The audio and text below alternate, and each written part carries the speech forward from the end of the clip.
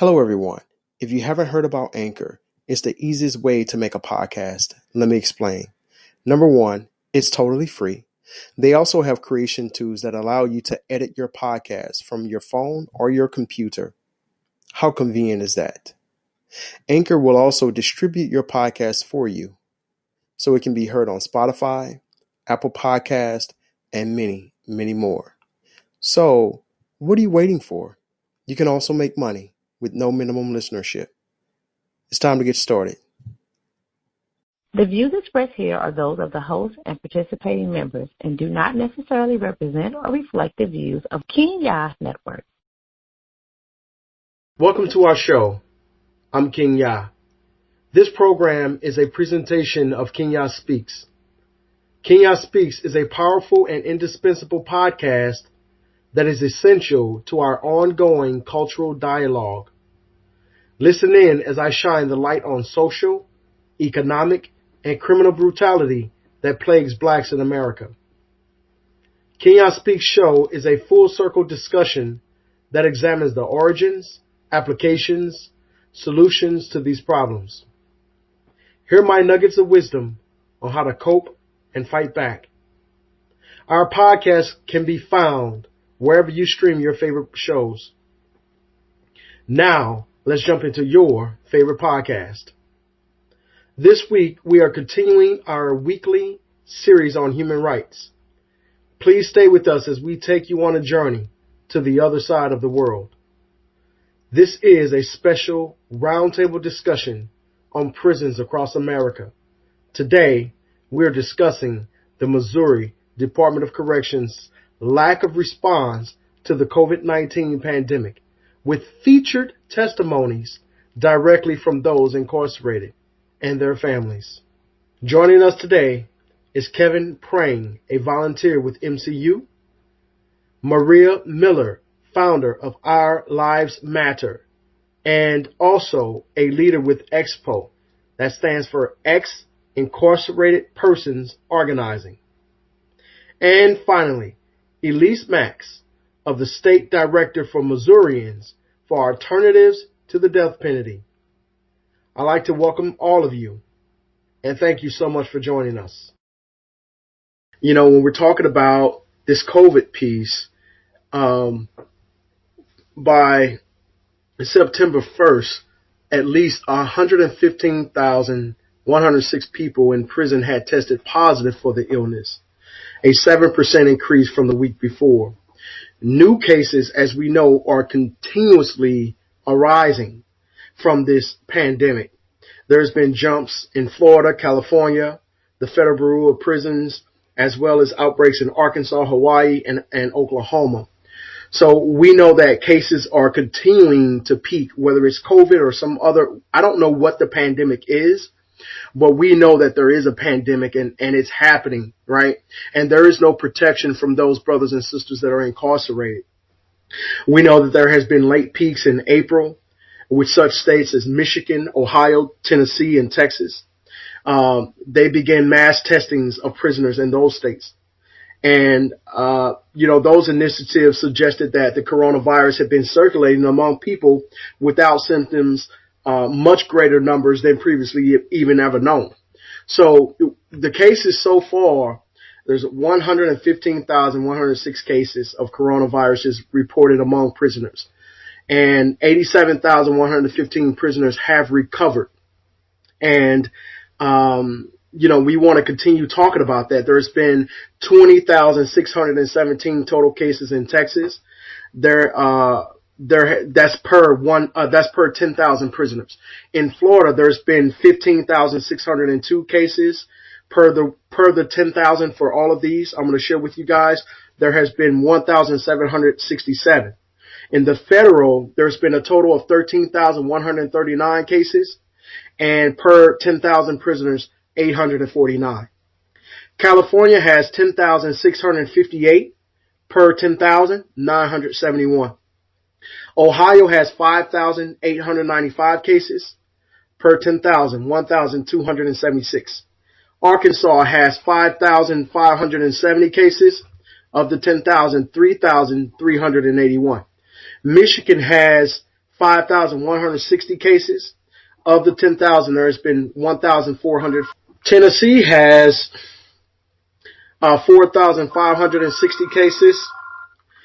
Of the 10,000, there's been 2,271. New Jersey has 3,008 cases. Of the 10,000, 1,811. Virginia has 2,710 cases. Of the 10,000, 948. So you see, it continues to go on and on and on. Georgia, 2,124. North Carolina, 1,778. South Carolina, 1,666. Kansas, 1,571. Connecticut, 1,549. Louisiana, 1,479. Oklahoma, 1,403. Idaho, 1,274. Indiana, 992. Missouri so far has 949 cases. Illinois is on the rise at 912 cases. Colorado, 883. Kentucky, 877.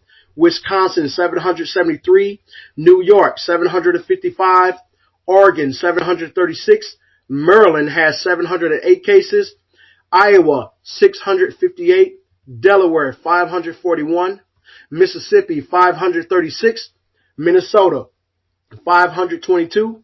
New Mexico, 512. Washington, 447. Massachusetts, 420. Alabama, 353.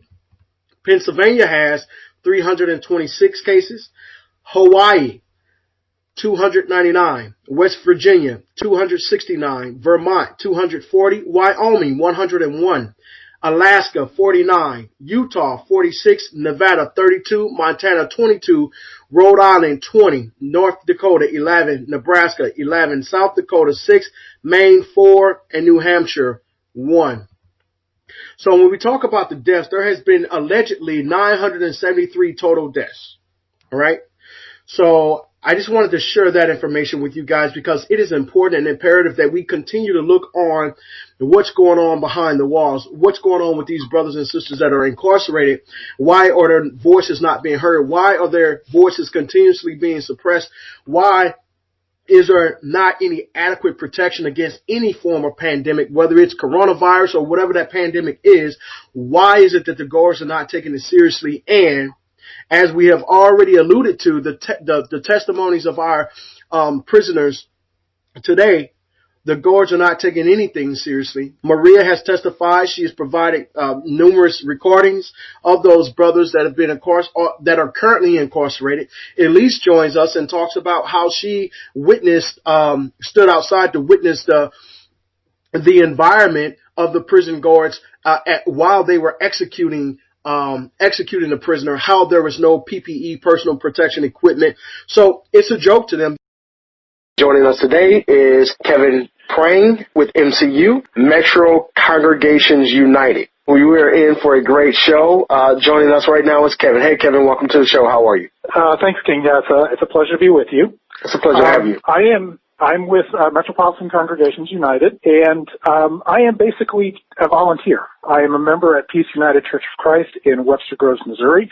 We've been participating with MCU for, I guess, about 5 years now, and I just happen to be on the communications team of MCU and host our podcast, which is called This Is What Democracy Sounds Like. You can find us on all of the major podcast platforms, as well as we do have an edited version of the program that broadcasts on KWRH in Webster Groves, Missouri. It's a low-power FM station, so we invite folks in that area to tune in if they would.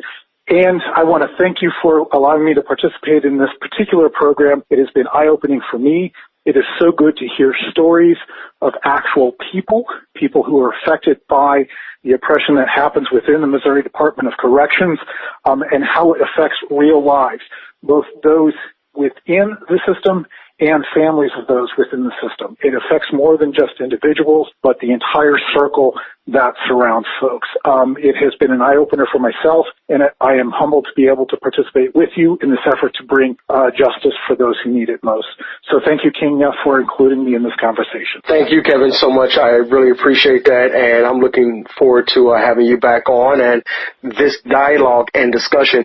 They have partnered with us to do a monthly show talking about Missouri Department of Corrections. And so we are honored, Kevin, to have begun this partnership with you and MCU, your great team and staff over there. We thank you all for the great work that you're doing in the city as well. Thank you very much. Thank you so much, Kevin. Thanks a lot.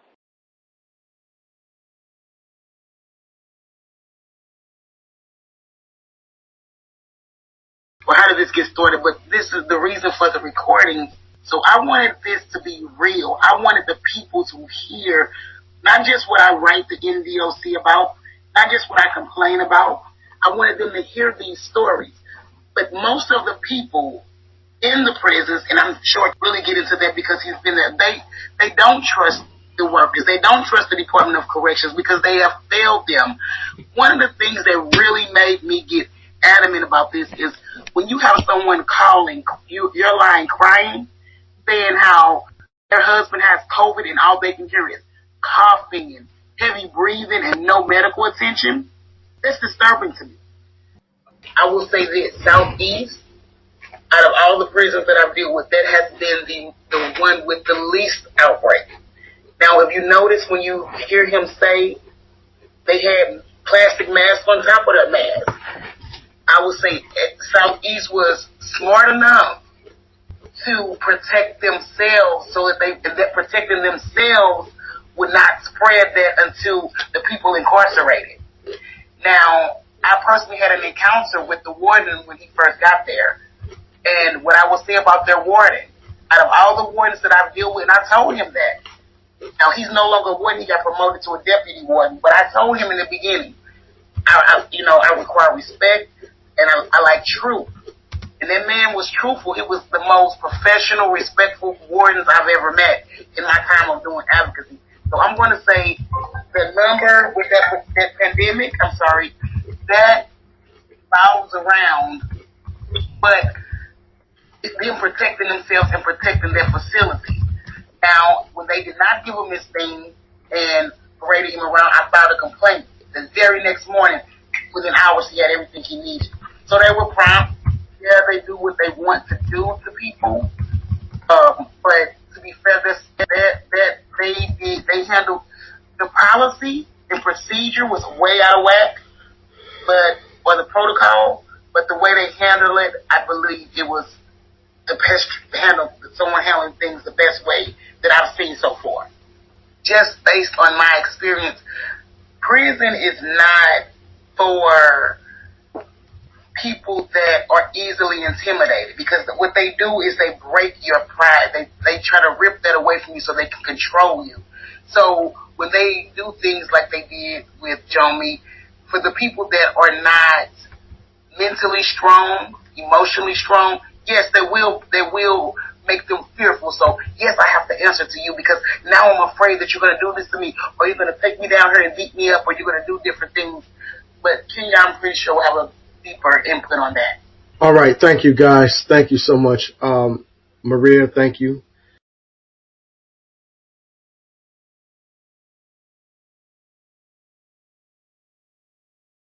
Hello, taxpayers. My name is John McKendall. I'm 38 years old. At the tender age of 17, I was illegally and unjustifiably questioned by homicide detectives, which subsequently led to me being tried for charges I was not guilty of. Of course, the court system failed me, and even though they have appeal processes, these appeal processes are rubber stamp, which means that they just go along with whatever said in trial by the trial judge, and they also failed me. Recently, there have been a lot of things going on in DOC that we all are very, very displeased about, and through this organization here, we have an opportunity to speak some of these displeasures. The one I choose to speak about at this moment is the COVID-19. In July of this year, the DLC decided to do a statewide COVID test for everyone inside the DLC, starting at the institution I'm at, which is Lincoln, Southeast Correctional Center. I refused to take this test. I didn't want them just injecting or me putting anything inside of my system and not knowing what it is.